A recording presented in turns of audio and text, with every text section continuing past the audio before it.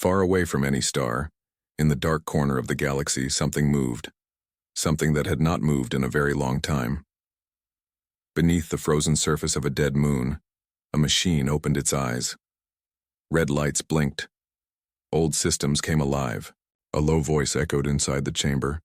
Signal detected, coordinates locked, war status pending. Back on Earth, no one knew what had just started. Or maybe some did. High in Earth's orbit, satellites began acting strange. One of them, old and silent for years, suddenly turned. Its lens focused on a faraway part of the sky. Then it sent one single message to a deep bunker hidden under the Himalayan mountains. Inside that bunker, alarms blared. Scientists ran to their screens. "This frequency, it's not natural," one whispered. "It's alien. And it's a distress call." But this wasn't just any alien signal. It was coded in a way no one had seen before. Parts of it were broken. It looked like someone had tried to hide it, or maybe stop it from ever being heard. But it was heard, and that was the problem. At the same moment, deep below the Pacific Ocean, something ancient began to rise. The ground shook. Bubbles the size of buildings rushed to the surface. A giant black object slowly floated upward, its surface smooth, like obsidian, its shape unnatural. A warship. Humans called it Omen 7. But no one had spoken that name in over 200 years. In a small room in Alaska, a woman named Rhea stood still as her wall screen turned red. Her hair was short, her eyes sharp. A long scar ran down her neck, a memory from a war no one dared to mention. She was a commander once, the best, the kind of soldier Earth used only for things it wanted to forget. The screen spoke. "Commander? Rhea. Activation level Omega Black, do you accept recall?" She didn't answer right away. Her hand trembled. She looked at the box under her bed, untouched for decades. Inside it was a black uniform with a silver badge. She slowly opened it. "I accept," the machine voice responded. "The giants are waking." Far across the galaxy, a small planet named Virex 9 was burning. Tall alien towers collapsed into fire. Ships exploded in the sky. The people, soft-skinned, blue-eyed creatures, ran in fear. They had sent a call for help, but it was too late for them, or so they thought. Inside the Virex command tower, a young alien officer screamed, "The Brakar have broken our defenses. We're losing cities." An older alien stood next to her, calm but tired. "Did the signal go out?" "Yes," she said. "But we don't know who received it." The old alien nodded. "Then may the stars forgive us." Back on Earth, the secret council gathered. These were not politicians. These were watchers. Quiet men and women who kept records, made plans, and kept the truth hidden. One of them spoke. "The Deathworlder ships are waking. Protocols are falling into place. Do we stop it?" Another answered, "We can't." The signal was heard. "The machines are obeying." A third whispered, "What if the galaxy isn't ready for them?" A cold silence followed. Then the first one said, "It's not about the galaxy. It's about the oath. If a call for help is heard, Earth must rise. That was the agreement. That is the price." And so the world began to change. Quietly, powerfully. Factories hidden under mountains lit up. Robotic arms assembled strange weapons, not seen in public for generations. Drones flew silently, connecting systems, waking old AIs buried in data vaults. And most importantly, the ships returned. One by one, they came out of hiding, from oceans, from ice, from deep space. Warships unlike anything the modern world had ever seen. They were not beautiful. They were not shiny. They were monsters, built for one thing only, to end wars quickly. Back in Alaska, Rhea stood on the bridge of Omen 7. The ship's AI, a cold voice called Vera, spoke. "Coordinates locked. Planet Virex 9. Enemy detected Brakar horde. Death count estimated 1.2 billion. Rhea closed her eyes for a moment. Then she said softly, "Wake the others." Across the planet, other commanders received the same message. Warriors thought, lost. Ships that had been legends.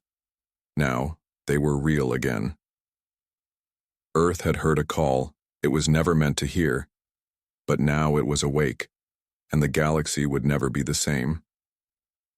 The sea was calm above, but deep under the Pacific Ocean, something massive moved. It had been sleeping for more than 2 centuries, hidden in darkness, buried in silence. But now, the signal had reached it. Omen 7, the first Deathworlder ship, began to rise. It was not made for beauty. Its sharp edges and black armor looked more like a weapon than a ship. Lights along its body blinked awake, one by one, like eyes opening after a long sleep. The water around it boiled from the heat of its engines. Far above, a satellite tracked its movement. Secret cameras followed the black shape rising from the deep. In a hidden room in Washington, D.C., a general looked at the screen and whispered, "It's true. Omen 7 is alive." Meanwhile, on the ship's bridge, Commander Rhea stood tall in her black uniform. Her eyes were calm, but her heart beat fast. She had waited for this day, feared it, hoped it would never come. But now, there was no going back. The ship's AI, Vera, spoke. "Full systems online, shields charged, weapons at 97%, crew status, 1 active, Commander Rhea. Activate long-range scan," Rhea ordered. A small screen showed a strange pattern of light. The alien distress signal. It was coming from Virex 9. The message was short, broken, and full of static, but the meaning was clear. "Help us. We are dying." Rhea clenched her jaw. "Set course for Virex 9. Confirmed. Travel time, 4.3 days at max warp." She looked out the main window. The ocean above them was starting to part. Rays of sunlight touched the ship's surface for the first time in 200 years. The moment felt heavy, like history was waking up. Suddenly, more alerts came in. "Multiple ships activating worldwide," Vera said. "Wraith 2, active. Black Sun, active. Echo Fire, pending activation. All units responding to signal." Rhea nodded. "They're waking up too. Good." Elsewhere on the planet, in hidden locations, other ships like Omen 7 were rising. From under deserts, from deep space, from mountain vaults, the Deathworlders were coming. At the same time, in orbit above Earth, a space station picked up the signal burst. The crew didn't know what it meant. They only saw a dark ship break through the ocean, flying upward faster than any Earth ship should. "Is that one of ours?"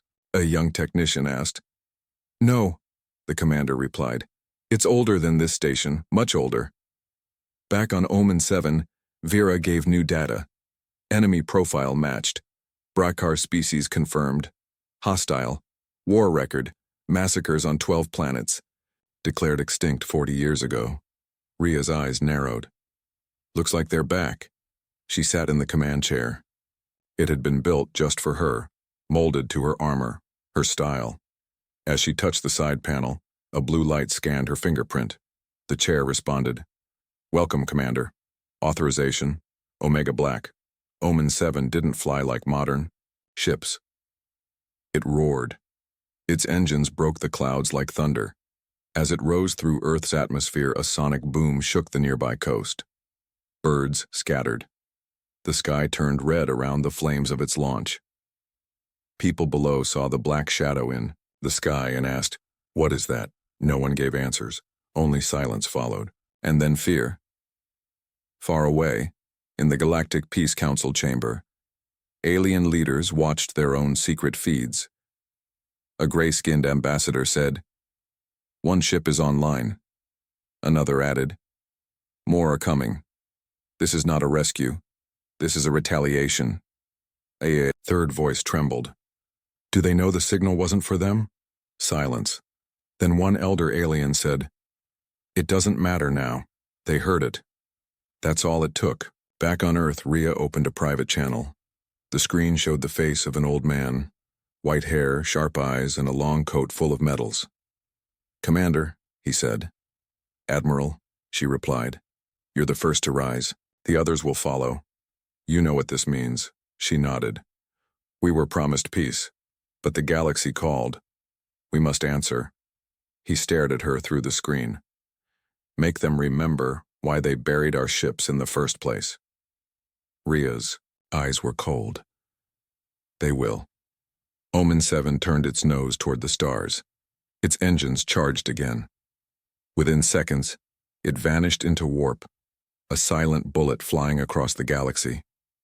The sky was quiet once more, but something had changed. The first ship had risen and others would follow. Virex 9 was a small, peaceful planet. It was covered with green hills, glowing rivers, and tall crystal cities. The people of Virex 9, the Virexans, loved art, music, and learning. They had never known war. They believed knowledge could solve everything. But that belief was about to be tested. Above their world, dark ships floated in orbit. Big, black, and full of sharp edges. The Brakar had arrived. They were not here to talk. They were here to conquer, to destroy, and to feed. The Virexan leaders stood inside the central tower, looking at a giant screen. It showed fires across the planet. Cities were falling. Their defenses were weak. Their airships were no match for Brakar warcraft. Our shields are collapsing, shouted a young Virexan officer. His skin glowed pale blue in fear. We cannot hold them. Elder Thalon, the leader of the council, closed his eyes. He had seen peace for 300 years, but now he was watching his world die. Did the signal go out? He asked. A female technician nodded. Yes, Elder, we sent it through the old emergency band across the stars. But what if no one hears? Another council member asked. They will, Thalon said. Someone will. They must. But deep inside, he wasn't sure. The Brakar had attacked without warning. Their ships dropped from the sky like death. No messages, no demands, just fire, just pain. No species had seen them for decades. Some thought they were extinct. They were wrong. In the ruins of a school, a mother ran with her child. Screams filled the air. Shadows of Brakar warriors moved in the smoke, tall, armored monsters with red glowing eyes. Their claws sliced through anything soft. Their guns turned buildings into dust. The child cried, "Why are they doing this?" The mother had no answer. Only fear. Inside the main data tower, an old Virexan named Loro worked with shaking hands. He was one of the few who knew about the ancient beacon, a last-chance device built many years ago during a forgotten war. It was designed to send a deep space SOS, but not just any signal. This one was hidden, coded, and scattered like sand in the wind. It would take a special mind to hear it, or a special machine. Loro activated it. A small crystal orb lit up. Symbols danced in the air. A countdown started. 10, 9, 8, he whispered. To anyone who hears this, we are not your enemy. Please help us, please. Then the tower exploded, but the signal had already gone. Across the stars, it traveled, faster than light. It passed empty worlds, dead suns, and sleeping ships. It was meant for friends, but those friends were long gone. Instead, it reached something else, something older, something more dangerous. It reached Earth. Back on Virex 9, the Brakar had reached the capital city. Their commander stood tall on the burning steps of the council hall. His voice was deep, like metal grinding. You dared to call for help, but no one is coming, no one cares. He crushed the last transmission device under his foot, but he was wrong. Omen 7 had already jumped into warp. Behind it, 3 more Deathworlder ships had activated. Their commanders had received the signal and recognized the enemy, the Brakar. 14 humans, this name was not forgotten. Brakar had attacked human colonies long ago and paid the price. Earth had hunted them down and destroyed their empire. Or so they thought. Now the monsters were back, and the wrong species had heard the cry for help. On board the Wraith 2, a commander named Cade read the signal data. It's weak, he said. Old tech, broken pieces. His ship's AI responded, but the message is clear. Help us. We are dying. He nodded. Then let's wake the stars. The Deathworlders were not coming to save. They were coming to finish what was once started. For them, mercy was rare, and enemies were remembered.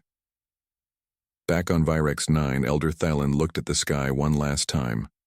Fires lit the clouds. The sound of war filled the air. Then, just before the power failed, he saw something strange. A shadow in the sky moving faster than anything the Brakar used. A black line burning through the atmosphere. It was followed by another, and another. Hope returned to his tired eyes. They heard, he whispered. They actually heard. In the heart of the Galactic Council Station, deep in neutral space, an emergency meeting was called. Ambassadors from 100 different species filled the round chamber. Some floated, others crawled, some wore breathing masks, but all of them were silent, watching one screen. On that screen was a single blurry image, a dark ship, blacker than space, cutting through the atmosphere of Virex 9 like a blade of ire. The name stamped at the bottom made everyone uneasy. Omen 7, Earth Origin, Deathworld Class. The silence was broken by a high-pitched voice from a thin, four-eyed creature, the ambassador of the Threx Empire. This is impossible. That ship was banned. Earth agreed to disarm. They did, another voice replied, a deep rumble from a rock-skinned diplomat of the Korthan race. But Earth lies. No, said a calm voice. Earth remembers. Everyone turned. It was Serana, the oldest member of the council. Her face was wrinkled, her eyes dull, but her words carried weight. Do not forget what they are, she said. Humans are not like us. They come from a death world. They were shaped by pain, storms, beasts, and fire. You may silence them for a time, but if they hear a cry for help, they rise. Another ambassador snapped, but that signal wasn't meant for them. It was for us, for the council. They heard it anyway, Serana said. And now, they are answering it, in their way. The room broke into chaos. They'll bring war to a council-protected planet. They will kill the Brakar. They'll destroy everything. They don't belong in the stars. A large red light flashed at the center of the chamber. The Grand Speaker rose, a tall, gold-armored being with no mouth, only a glowing blue sphere in its chest. Order, the speaker said. Its voice echoed in every ear, in every language. The humans have launched. The first ships have arrived near Virex 9. Council forces have not. One ambassador asked, "Are we going to stop them?" Another said, "We can't. Our nearest fleet is 7 days away. The humans will arrive in 3. Then what happens next?" The chamber fell silent again. On one side of the room, an old alien named Vorn leaned forward. His species had fought humans before, and lost. "You forget what Deathworlders are," he said. "They don't save people, they avenge them." Back on Earth, the hidden war complex known as Iron Deep came to life. Generals, AI operators, and special forces agents gathered. A hologram of Virex 9 spun slowly in the air. General, Mara pointed at it. Enemy species, Brakar, confirmed active. Civilian deaths estimated over 200 million in 6 days. And now they've made a mistake. She pressed a button. The map zoomed in. Black triangles appeared. Deathworlder warships in approach. They cried out, she said. And we heard them. One young officer asked, "What if the council gets angry?" General Mara laughed once. "Let them be angry. They built a galaxy of rules. We built monsters who break them." On Virex 9, the Brakar commander stood on the ruins of the council tower. His armor was black bone, his weapon a long claw cannon soaked in blood. He looked to the sky where fire now danced. Unidentified ships entering orbit. His second-in-command growled. "Humans," the commander hissed. "They're real?" "Yes," he said. And worse than the stories, a red warning flashed on his arm console. "Incoming projectile, Class Omega." Then the first human strike hit. Omen 7 fired from orbit. A blue beam, so precise it burned through an entire Brackar column without damaging the buildings beside it. The ground shook. Brackar warriors screamed. Rhea stood on the bridge of Omen 7, calm and cold. Mark second target. Fire again. Below, Elder Thalon watched from a broken window. The sky was no longer only full of smoke. It was full of fire, but fire from above. Fire that burned only the invaders. He looked at the ships now flying overhead, shaped like black wings, moving with purpose and speed. They came, he whispered. The giants came, and this time, they weren't sleeping. The sky over Virex 9 burned with red fire, but it wasn't Brackar fire this time. It came from above, from Earth-made warships that moved like shadows and struck like lightning. Omen 7 led the attack. Its black body cut through orbit, firing. Pulse beams with perfect accuracy. Behind it, Wraith 2 and Black Sun circled like vultures. Deathworlders had arrived. And they did not come to talk. Commander Rhea stood on the bridge, her voice calm. Target Brackar ground units. Civilian zones off limits. Confirm before every strike. Confirmed. Vera, the AI, responded. Multiple targets locked. Permission to erase? Erase, she said. A line of Brackar war tanks exploded in perfect order, one after another, as if an invisible hammer had fallen from the sky. Fireballs filled the horizon. Brackar soldiers screamed as the ground under them cracked and split. In the Capitol ruins, Elder Thalon watched from the rubble of the council hall. A beam fell just meters from him, vaporizing a Brackar war beast that had been heading toward survivors. He shielded his face as the air pressure slammed into him, but when he looked again, the beast was gone. Only ash remained. He couldn't believe it. The humans were actually fighting. For them. We are not alone, he whispered. Near the northern defense ring, a group of Virexan soldiers was pinned down. Brackar warriors closed in, their claws cutting through the air, their heavy guns tearing holes in the walls. The Virexans had almost no ammo left. Suddenly, the ground shook, but it wasn't from Brackar fire. A black pod slammed into the street with a metallic scream. The Brackar turned. The pod opened, out stepped a human. She was 7 feet tall, covered in dark armor, glowing red lines along her arms and chest. Her face was hidden behind a sharp helmet. On her back, a plasma launcher. She said nothing. She just started firing. Her shots were not wild.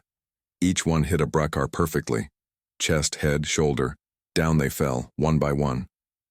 The last Brackar tried to charge her, roaring in rage. She grabbed it by the throat and lifted it into the air. Wrong planet, she said, and crushed its neck with one hand. The Virexan soldiers stared at her in shock. Who are you? One asked. She turned slightly.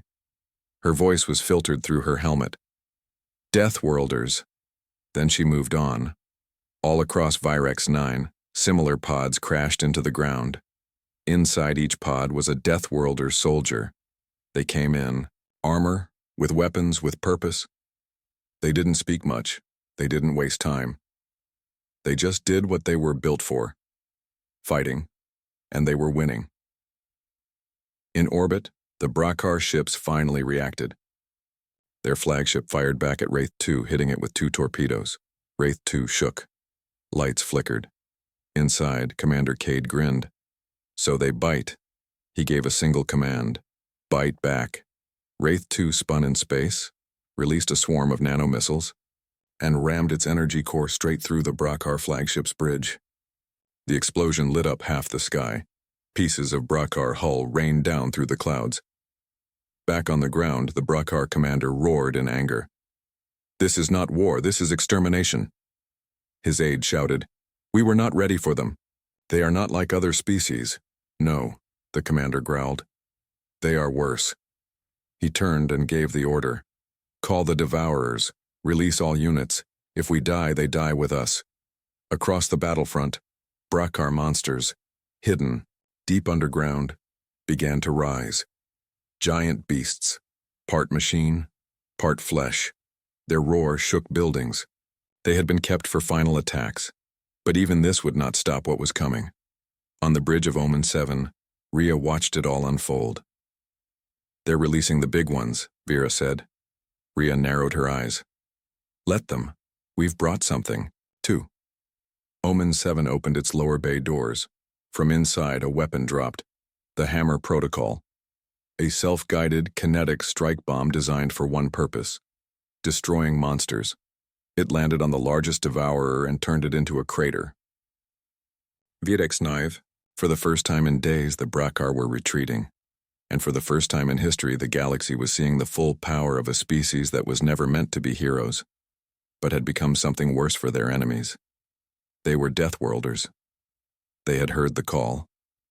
And now, they were making the Brackar regret ever sending that signal into the stars. The skies of HFY were filled with fire. Human warships moved like shadows, striking with deadly speed. Brackar forces, once confident and brutal, were now scattered and broken. Smoke covered their camps, their monsters were falling. Their weapons were burning, but the real damage wasn't just on the battlefield, it was in their minds. The Brackar had made a terrible mistake, a mistake that would not be forgiven. They had reminded the humans of an old war, a war that should have stayed buried. Inside the burning command tower of the Brackar, their leader, High Commander Creel, stared at a cracked hologram. It showed his fleet in pieces, his ground forces overrun. His blood-red eyes burned with fury. "How?" he growled. "How did they come so fast, so strong?" His second-in-command, Vrelk, looked terrified. "We believed they were soft, too, tied to council law." Creel smashed the screen with his claw. "That was our mistake. We forgot what they really are." In orbit on board the Wraith 2, Commander Cade stood beside a glass panel showing the burning Brackar lines. His officers were quiet, no cheers, no smiles, just silence. "They didn't study us," Cade said. "They thought humans were just another species, but we're not. We come from storms, from fire, from fear. They didn't just poke a sleeping beast." He turned to the room. They woke it. Down on the surface, in the capital ruins, Elder, Thalen stood with other Virexan survivors. They had seen the humans arrive like thunder, and now they watched as Brackar war machines were torn apart with brutal precision. The humans were not like any species the Virexans had known. They didn't just fight. They hunted. One human soldier walked past Thalen dragging a captured Brackar. Her armor was scorched. Her weapon hissed with heat, but her movements were cold, controlled, like a machine built for war. "Why?" "Are you helping us?" Thalen asked. The soldier didn't stop. She just said, "You asked." Then she disappeared, into the smoke. Back in council space, panic spread like fire. Dozens of ambassadors watched the live feeds of Earth's forces wiping out Brackar command units. Cities were being cleared, monsters killed, ships destroyed, and not a single human had asked permission. "They've crossed the line," shouted the Threx ambassador. "They've saved a council world," shouted the Virexan representative. "They've shown what they truly are," screamed another. Inside a secret chamber, 5 senior council leaders met in private. The room was dark, protected, ancient. One of them, a tall, blue-skinned being named Jorath, said, "They were supposed to stay quiet. We gave them peace, trade, laws. We gave them rules," another replied, "but we never took away their instincts. The Brackar sent that signal on an open channel," a third one said. "Anyone could have heard it." "But only one species answered," said Jorath, "the one we should have never let into space." Back on Virex 9, the final battle had begun.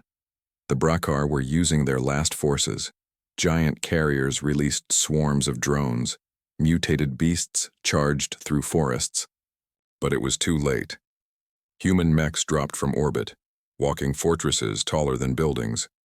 Their cannons fired blasts that turned enemies into dust. Human tanks rolled over Brackar lines, leaving only silence behind. In the east, a Deathworlder unit entered a civilian shelter. finding frightened Virexan children and elders. One soldier, his armor covered in ash, knelt down and spoke gently. "You're safe now. We're here." The Virexans didn't know what to say. These creatures, these humans, were terrifying. Yet they had saved them. One child asked, "Will they come back?" The soldier stood and looked outside. "No, we won't let them." At the heart of the planet, the Brakar High Command made one last decision: flee. Their remaining ships took off, running for the edge of the system, but Wraith 2 was waiting. "Permission to intercept?" asked Cade's weapons officer. "Granted," Cade said.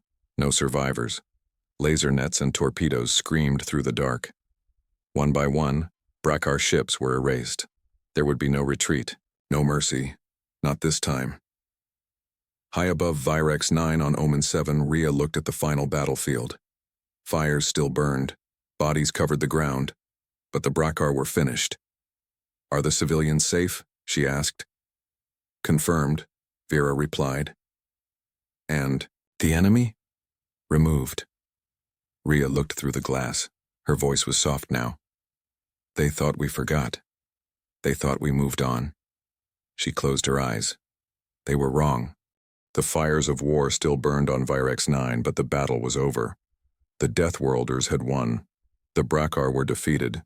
Their warships were gone. Their monsters turned to ash, and their leaders either dead or running for the edge of the galaxy. The sky was quiet again, but it was not peace. It was a warning. Inside the remains of the Council Tower, Elder Thalen stood beside the human commander, Rhea. His voice shook. "You saved us, but at what cost?" Rhea did not smile. Her face was calm but cold. She looked at the ruined buildings, the broken streets, the blood-stained walls. "You called for help," she said. "We answered. That is the cost." Thalen nodded slowly. He had seen things no Virexan had ever seen. Ships that moved like ghosts, soldiers that walked through fire, weapons that could melt steel from space. He also saw something else. When the Brakar ran, the humans did not chase them for glory. When the civilians cried, the humans gave them food and shelter. When children screamed, the soldiers stood watch beside them without sleep. They were not monsters. But they were not angels either. They were Deathworlders. And now the whole galaxy knew what that meant. High in orbit, the warships of Earth hovered like dark stars. Omen 7, Wraith 2, Black Sun, and dozens more stood silent in space, their weapons powered down, but they were watching, always watching. Inside Omen 7, Commander Rhea stood at a large screen. A single red light blinked. A transmission signal. "Are you sure you want to do this?" Vera asked. "Yes," Rhea said. "It's time." She pressed the button. A message shot out. Past Virex 9, past the nearby systems, into the galactic comnet. Every major species, every council member, every warlord, merchant, and pirate would hear it. The message began, a black screen. Then Rhea's face appeared. She spoke simply, calmly, slowly. "This is Commander Rhea of the Earth Defense Command. You sent a distress signal. We answered it." She paused. "The Brakar invaded a peaceful world. They killed civilians. They burned cities. They ignored your council. They broke every rule." Another pause, so we answered, "In our way." Behind her, the screen showed silent footage. Burning Brakar tanks, human soldiers helping civilians, the Deathworlder flag rising above the Council Tower ruins. "We are not part of your council. We don't play your games. But we listen. When people cry for help, then we hear them." Her eyes narrowed. "If you want peace, we'll give it. If you want silence, we'll keep it. But if you bring war to the weak," she leaned in slightly, "then we will come." Her voice was like steel. "And we will not stop." The screen went black. That was it. The message lasted less than 2 minutes, but it spread like fire. Across the galaxy, every major species played the message. On council worlds, leaders stared at their screens in silence. On pirate stations, smugglers rewound the footage again and again. In Brakar space, the remaining warlords destroyed their own transmitters out of fear. Everyone had heard it. The Deathworlders were not just legends.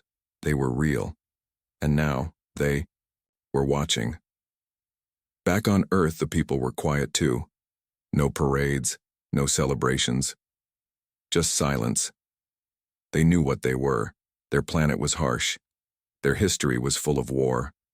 But when someone called for help, they answered, not because they were noble, but because they knew what suffering felt like. In the halls of Iron Deep, General Mara stood at a round table. Screens showed peaceful images of survivors being rescued, but her face was serious. They know now, she said to her officers. They all know what we are. Do we stand down? One asked. Mara shook her head. No. We stand ready.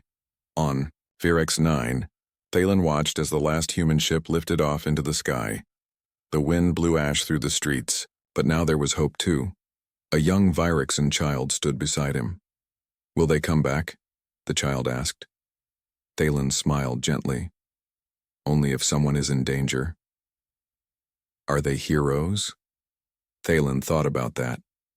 He remembered the blood, the fire, the silence after the battle. Then he looked at the sky. No, he said. They are not heroes. He paused. They are the answer. Virex 9 was quiet now. The fires had gone out. The skies were clear. The Brakar were gone. But the pain stayed. The people were alive, yet forever changed. The Deathworlders had saved the planet. But they had left behind more than burned wreckage. They had left behind a memory, one that the galaxy would never forget. Elder Thalen walked slowly through the ruined council hall. He saw the broken stones, the empty chairs, the shattered symbols of peace. But above all, he saw something new, a flag, black and silver, a human flag. It was planted firmly in the center of the hall, not as a threat, but as a promise. Far across the stars, the Brakar were hiding in deep space. Their warlords whispered in dark corners. No more attacks, no more invasions. Fear had replaced pride. They remembered the fire from the sky, the soldiers in black armor, the voice that said, "You wanted war, we brought it." They were not brave anymore. They were afraid of the humans, and they should be. On Earth, the commanders of the Earth Defense Command gathered in silence. No loud meetings, no speeches, just quiet reports from distant systems. General Mara stood at the center. We answered a call, she said. We did what no one else would. But now, the galaxy watches us. They fear us, one officer said. They should, another replied. But that fear must not become madness, Mara said. We're not here to conquer. We're here to protect. There was a long silence, then she added, but if the galaxy ever forgets, we remind them. In a Virexan school rebuilt from ruins, children sat and listened as their teacher told a story. She didn't speak of monsters or death. She told them about a sound. A call, she said softly, sent from our world, into the dark. The children leaned in. No one answered. Not for days, not for weeks, until they came. Humans? One child asked. The teacher nodded. Deathworlders, she said. They came from a world full of storms, fire, and danger, a place where everything fights to survive, and still, they answered. Were they angry? Yes, she said. But not at us. They were angry at what was done to us. She paused and looked out the window. They came not because they wanted to be heroes, but because they knew what it means to be helpless. Somewhere far away in deep space, a lone human scout ship flew through a dead system. It was silent, dark. A Brakar outpost, long abandoned. The scout, a young soldier named Elias, walked through the halls. No enemies. Just silence. He placed a small black device on the ground. It blinked once and began scanning the area for survivors, traps, or hidden data. As he waited, he looked at the walls. Claw marks, blood, burned shadows. He sighed. They thought we'd forget, he said softly. They thought we'd stop. The scanner beeped. All clear. Elias walked back to his ship and looked up at the stars. We don't forget, he whispered. Then he flew away. Weeks later, the Galactic Council sent a formal message to Earth. They did not threaten. They did not scold. They only said, "We recognize your actions. We see your strength. And we remember." Earth replied with only one line. So do we. Back on Virex 9, life began again. The cities were rebuilt. The skies were calm. Children played in the fields, but every home had a symbol, not just of Virex 9, but of Earth, of the ones who had come when no one else did. Elder Thalen stood at the new memorial in the center of the capital. It was a statue, a human soldier, holding a shield, standing tall, looking up at the stars. Beneath it, carved in simple words, "They heard our cry, and they answered." A young Virexan stood beside him. "Do you think they'll come again?" Thalen smiled. "They don't want to, but if darkness returns, they will." The young one looked at the stars. "I hope the galaxy remembers." Thalen nodded. "The Deathworlders don't forget."